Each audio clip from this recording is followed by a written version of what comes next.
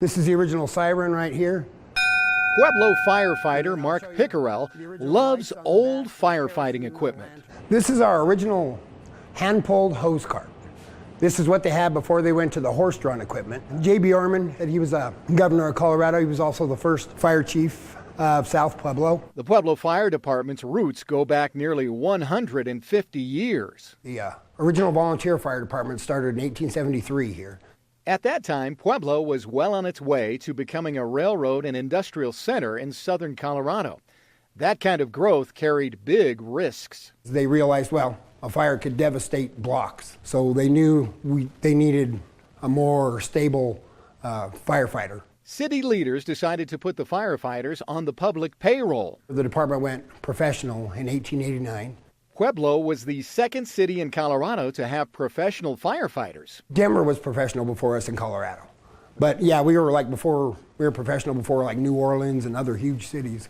And it's also the third oldest unionized fire department in the country.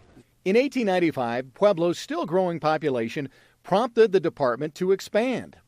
They built Hose Company Number 3 on the top of a hill south of the Arkansas River, making it easier to get equipment to fires. Because of the hill was a big thing, it'd be real hard for them to pull the equipment up that hill. This brick building would house Company Number 3 for more than 80 years, staffed by generations of firefighters. And when I was a little kid, my dad was actually stationed here. Mark saw very few changes over the years. The original kitchen here was the hay loft for the horses. The iconic fire pole still graces the bunk room. A lot of the old firefighters, their knees, ankles, hips, and stuff were out because it's basically a controlled fall when they slid down the pole. The last firefighter slid down this pole in 1979, after Pueblo built a new station a few blocks down. The city agreed to let the building become a firefighting museum. The past, to me, brings the future into focus. Gary McKelly took over running the museum in the late 1990s. I figured public education, this was a good facilities for public education. He teamed up with Mark, and the two of them turned a random collection of items into a cohesive look at Pueblo's firefighting heritage. The uniqueness of this one is this is an original firehouse, so it has that atmosphere about it, because I've been in some that are metal buildings with great collections, but they don't have the history.